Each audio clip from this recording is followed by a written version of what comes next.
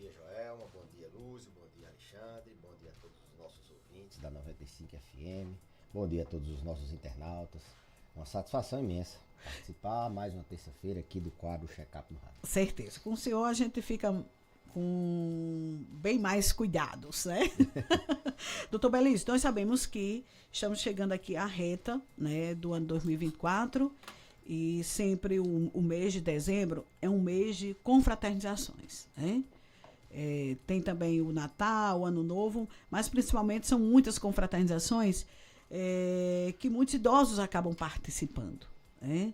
Que acabam prestigiando. Né? E a gente sabe que a alimentação hoje é essencial para que a gente tenha uma vida saudável. Mesmo nesse período que muitas vezes, às vezes a gente diz assim, a gente pode abusar um pouquinho? Será que pode ou não? O senhor é que vai dizer aqui se pode abusar ou não, porque tem toda uma situação que eu acredito que quanto mais o tempo vai passando, a idade vai avançando, a gente fica com o nosso intestino, nosso estômago mais sensível à alimentação.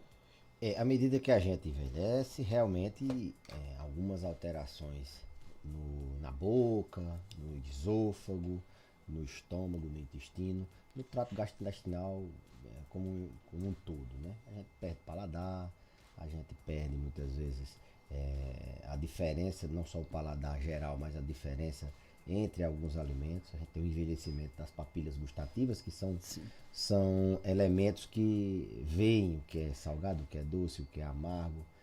A gente perde dentes.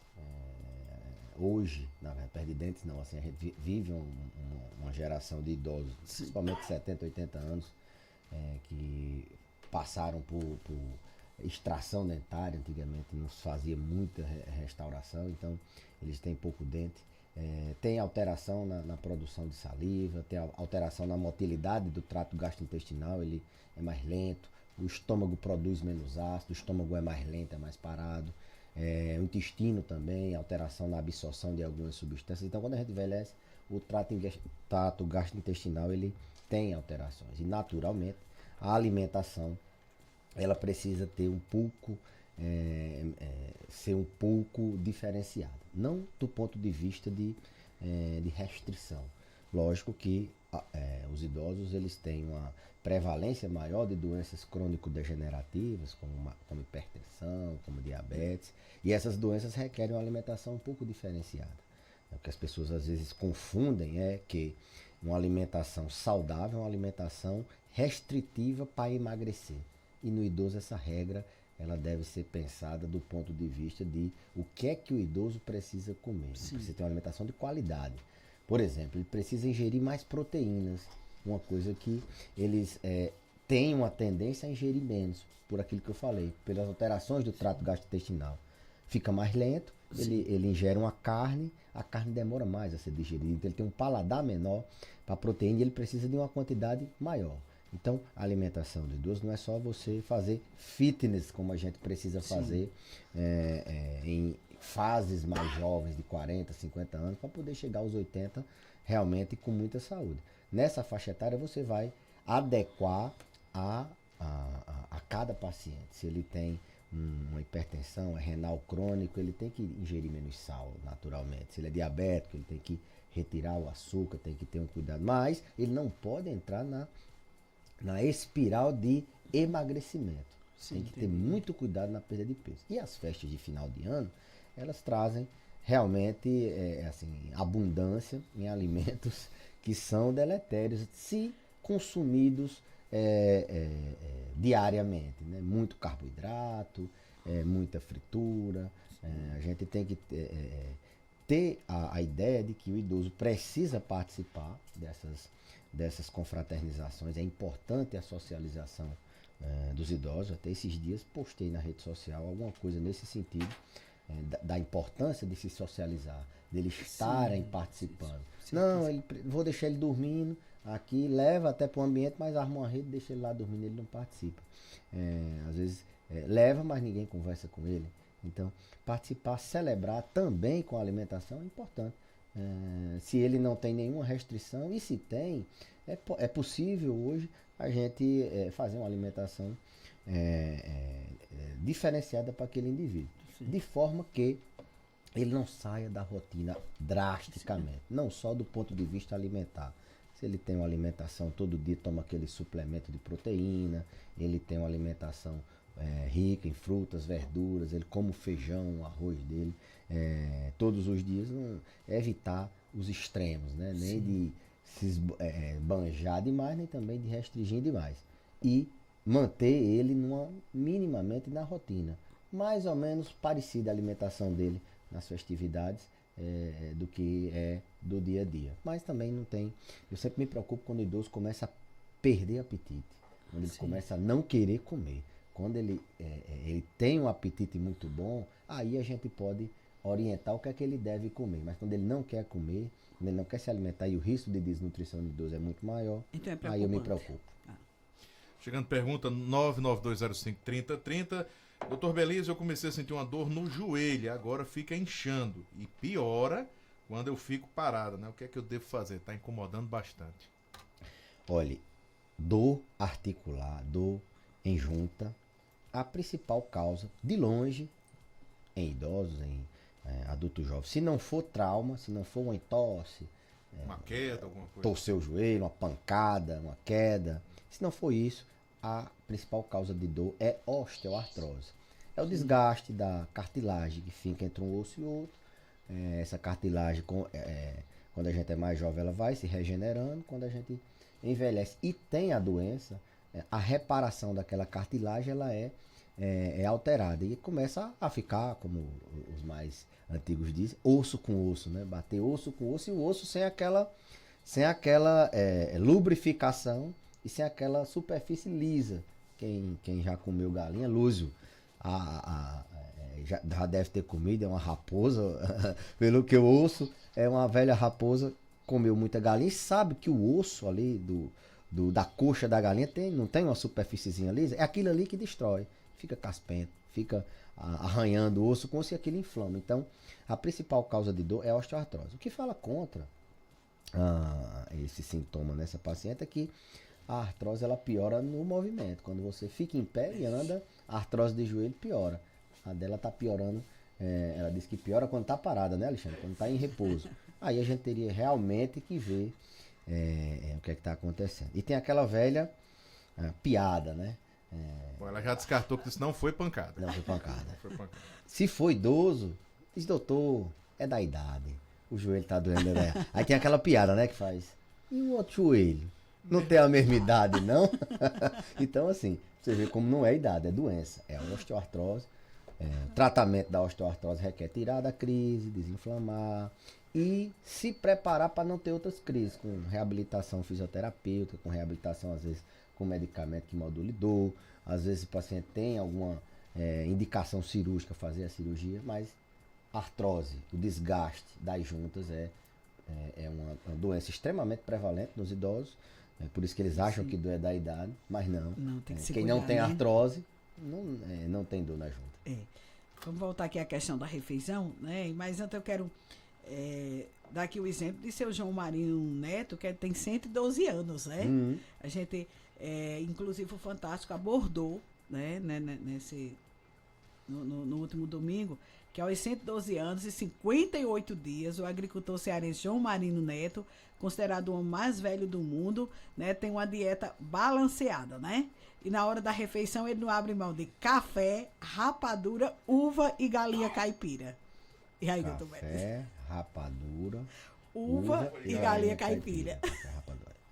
Pronto. Galinha Primeiro, caipira eu fico calada, que eu gosto. Eu entendo. Sim. Se a alimentação, vamos dizer assim, a gente tem hábitos saudáveis, estilo de vida saudável. E a alimentação Sim. é um dos hábitos saudáveis, né? Além de dormir bem, fazer atividade física, controlar o estresse, meditar e assim por diante. A alimentação, se fosse uma religião, seria o Deus, entendeu? Sim. Seria o carro-chefe. Então, a alimentação, ela é o seu remédio, já dizia Hipócrates. Lógico que esse senhor, para chegar aos 112 anos, ele tem uma genética favorável, de não ter tido câncer, de não ter tido um AVC, um infarto jovem. Diabetes, né? Não sabe, se tiver, Não foi tem controlado, não. Não tem diabetes. Não tem diabetes, eu vi. E a alimentação dele é uma alimentação que, se a gente for ver, uma rapadura para uma pessoa que é diabética realmente não faz bem. Açúcar é dos maiores vícios que o ser humano tem e ele pensa que é normal. Não é. Não é. Que você passa uma semana sem comer açúcar, quando você vai comer, você tem uma vontade de ficar comendo açúcar direto. Então, o açúcar, a massa, ela tem um componente que foi incluído na nossa alimentação, mas não necessariamente é saudável. Na natureza não tem açúcar. Açúcar se fabrica, se refina, né? Isso. Então a rapadura é um tipo de açúcar um pouco menos refinado, mas que não é uma orientação que talvez levou a como é o nome dele? Seu João Marinho. Seu João Marinho de chegar aos 112 anos. Agora, Era a isso que galinha caipira, essa sim pode ter sido feita frita, pode ter sido feita com pouca. Galinha caipira não tem carboidrato, é gordura e proteína, né? É isso que eu falo. Uva é uma fruta. A alimentação, ela influencia nessa questão de passar mais anos vivos, ou não? O senhor diz, é a genética, porque não teve, né? Mas, assim, essa alimentação, ela influencia, doutor Belísio? Viver muito, longevidade. O que é que se tem de científico, o que é que se tem de literatura nesse sentido? Hoje a gente já vive muito, vai viver muito. A medicina avançou, as pessoas estão se cuidando mais. Só por isso a gente vai viver muito. A gente quer viver muito e independente. Viver muito e com qualidade. Então, para viver muito, existem alguns segredos, Sim. né? Segredos não, alguns hábitos que você tem que ter no dia a dia. Por exemplo, se alimentar bem. Muita fruta, muita verdura, pouco carboidrato, pouco sal, uma alimentação rica, balanceada, como ele diz, de cereais. Tem uma dieta classicamente conhecida, a dieta do Mediterrâneo, que é uma dieta que é para você ter benefícios cardiovasculares, mas ela lhe ajuda a viver muito. A alimentação, sim, mas a gente tem outros pilares, né? Sim, entendi. Tem o som de qualidade, você precisa ter um som de qualidade. Você precisa controlar seu estresse. Você tem uma tendência a ter doença, estresse, no caso ansiedade, depressão, você tem que tratar, você tem que procurar evitar meditar, você tem que refletir, você tem que ter um Deus, você tem que crer em alguma coisa. A religiosidade também é um pilar da longevidade.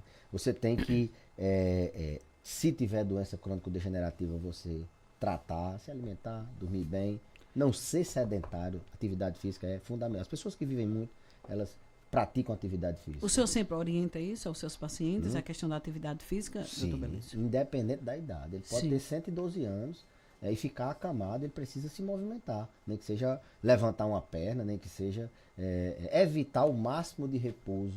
Porque o idoso tende pela limitação das dores, pela limitação, evitar o máximo de repouso. Eu recomendo naqueles pacientes que vêm aos 60, aos 50, buscar uma longevidade com qualidade, buscar que o geriatra programe o envelhecimento saudável, uma longevidade saudável. Um dos pilares é esse, tem que fazer atividade física, tem que, independente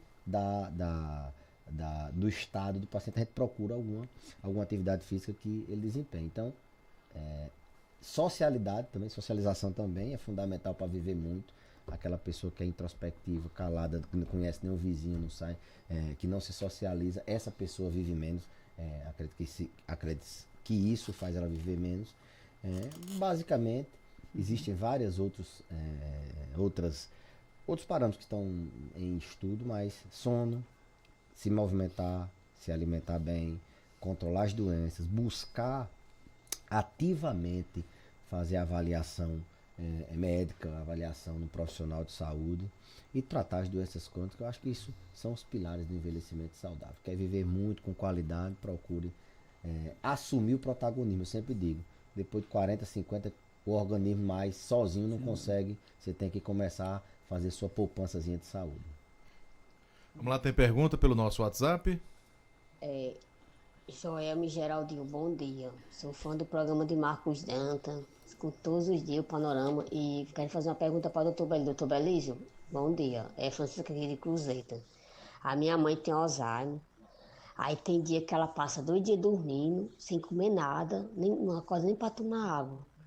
E quando não é 2 dias dormindo, é 2 dias andando dentro de casa. Eu vou fazer essa pergunta para o senhor, para saber se é normal isso no idoso que tem Alzheimer. Aí eu me preocupo porque ela não levanta para tomar água, para almoçar, entendeu? E aí, doutor Isso é Belício? uma das alterações, um dos sintomas comportamentais mais complexos de se tratar, essas inversões de ciclo sono-vigília. Você passa às vezes o dia dormindo, a noite acordado, ou o contrário.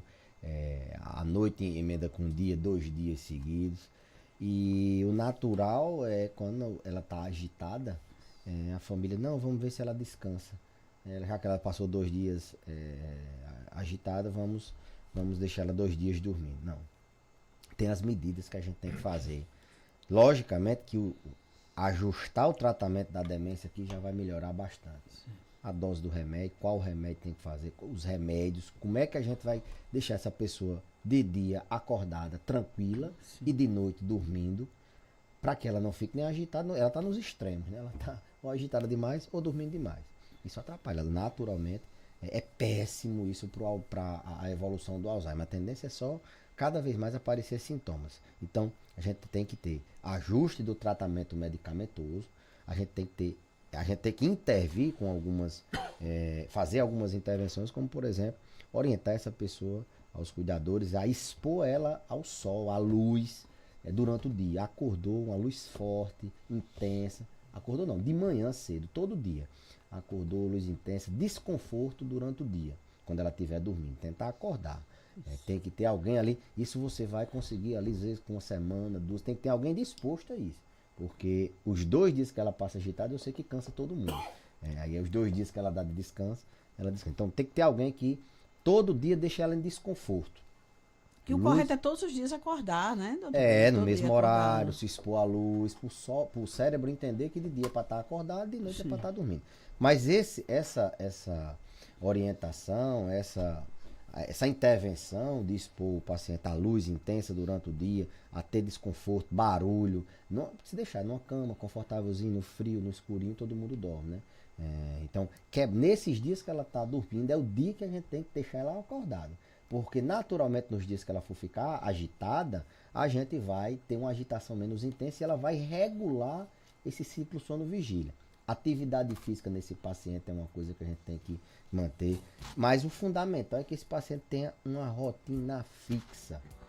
Saber cada horário que ele tem que fazer. De 6 acorda, escova os dentes, toma café, de 7 um banho de sol, no caso, uma voltinha, se não anda, um alongamento, de 8 outra coisa. Esse idoso tem que ter uma rotina fixa, de domingo a domingo, ele vai saber, o cuidador vai saber em cada horário o que ele tem que fazer. Não é toda hora tem uma atividade física para fazer, não. Às vezes é só levantar para ir beber água, às vezes é assistir a missa, às vezes é dar uma voltinha dentro de casa, é jogar um dominó, atividade que possa ocupar o tempo dele de dia, coisa que engaje ele. Isso é regulação do ciclo sono-vigília. Inclusive, essa semana eu estou viajando para o Brasileiro de Sono, amanhã. O Brasileiro de Sono, e alteração do ciclo sono-vigília é um dos grandes desafios na doença de Alzheimer, nas demências em geral. Que eles tendem eu tenho vários pacientes que vieram com essa queixa, passar 2 dias dormindo, 2 dias acordado, e a família não tem a menor noção de como é que se lidava. Se preparava para passar 2 dias em claro e descansava 2 dias que ela ficava dormindo. Só que aí começa a piorar as coisas, não se alimenta, de estar agitada, se coloca em risco, e a família não tinha alternativa. Alexandre. Bom, vamos lá, tem mais ouvinte querendo falar com a gente. Bom dia para todos. Doutor Belício, eu faz uns 6 meses que eu venho sentindo uma dor nesse osso do braço, assim, de lado. É tanto que ele está crescido. Só que eu já levei muita pancada assim, eu sempre bato assim na cadeira, em alguma coisa eu sempre bato. E ele ultimamente vem. Agora ele está melhor um pouco, mas porque as pessoas ensinam de eu colocar um remédio, sabe? Aí só que a dor desceu para pro cotovelo, né? Que chama pra esse osso do cotovelo, do braço. E é umas dor insuportável mesmo. Tinha dia que ele doía, aí depois ficava o osso, eu sentia que era o osso que ficava coçando. O osso mesmo, coçando, que eu ficava agoniada sem saber o que fazer. sabe? E incha, e fica inchado.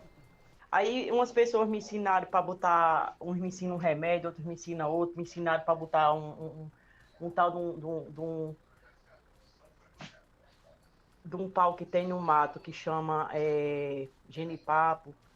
Eu coloquei a água da casca, inclusive fica até preta, assim no canto. Tô mais melhor, mas eu sinto que eu não tô bem, sabe? Desse osso, desse braço. Ele é muito inflamado. E aí, doutor Belísio? Deu para Vou entender? ensinar um remédio muito bom, muito eficaz, que vai ajudar ela.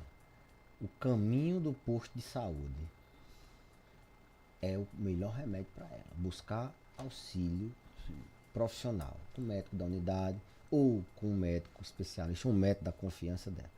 Esse é um remédio que todo mundo deveria ensinar. Tá doente, procura auxílio.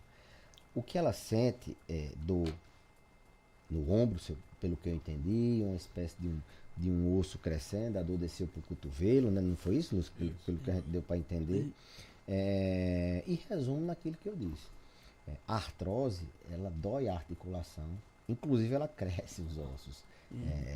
A gente chama isso assim, o osso ele fica degenerando e aí ele cria um novo ossinho, assim, vamos dizer, o osteófito. E isso é uma consequência, se for artrose, né?